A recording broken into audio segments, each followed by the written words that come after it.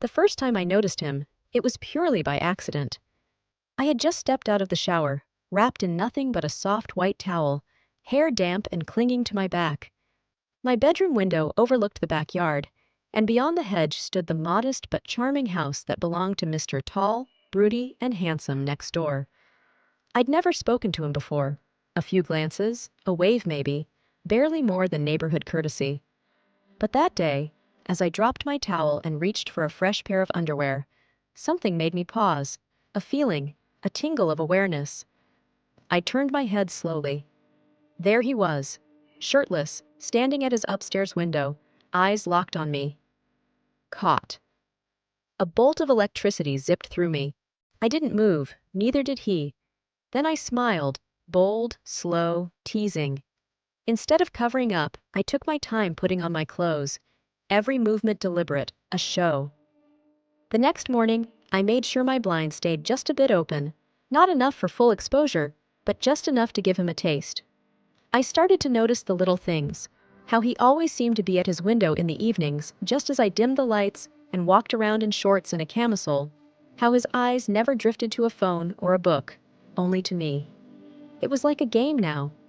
Every time I caught him watching, I'd give him something to see.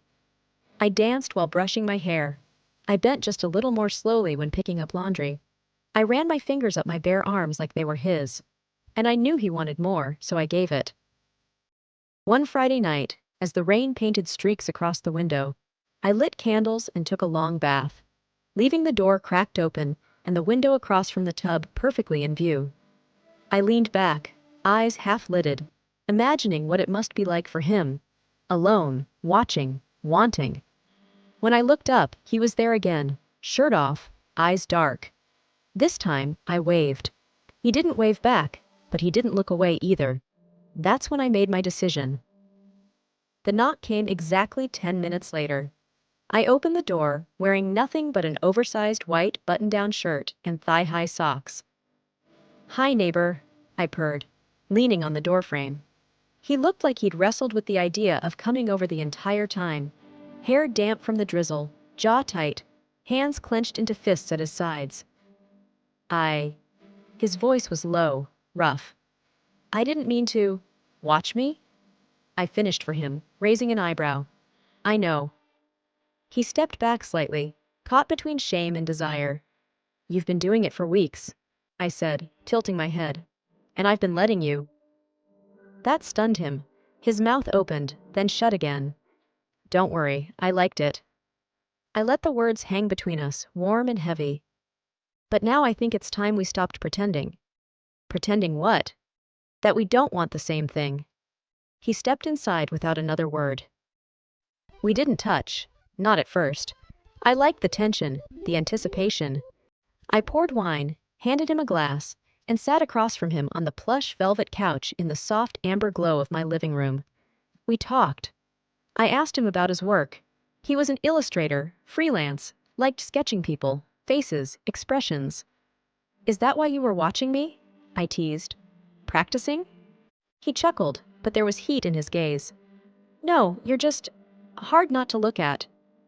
I leaned back, legs curling under me, letting the shirt slide a little off my shoulder. He watched the motion like it was a slow-burning fuse. "You don't have to imagine anymore," I whispered. "You're here now." His fingers tightened around the wineglass. I didn't know how far I could go. I leaned forward, close enough to feel the tension thicken between us. "What if I told you? You could go as far as you wanted." He didn't speak. He just reached for me. His hands were warm, rough with calluses from sketching, but gentle as they touched my cheek, trailing down my neck, resting on my collarbone. There was reverence in the way he touched me, like he'd memorized every curve from afar and now finally got to feel them. My breath hitched. We kissed, slowly at first, exploratory, then deeper, hungry. The kind of kiss that speaks all the things we didn't dare say aloud. I tugged his shirt off, fingers grazing the muscles I'd fantasized about through the windowpane. He made a sound low in his throat when I ran my hands down his chest, and I smiled against his mouth. "You imagined this, didn't you?" I whispered. "Every night," he admitted. "Every single night." We moved through the house like it was familiar to both of us, even though this was the first time he'd been inside. He followed me to the bedroom, eyes never leaving mine, like I was some living painting he was terrified to look away from. There was no rush, no awkwardness, only heat, connection, fire. Later, as we lay tangled in the sheets, skins slick with warmth, I brushed his hair from his forehead and grinned. "So," I said, tracing patterns on his chest, "will you still be watching me from your window?" He laughed, breathless. "Maybe." "You won't have to," I said. "Next time, I'll just leave the door open."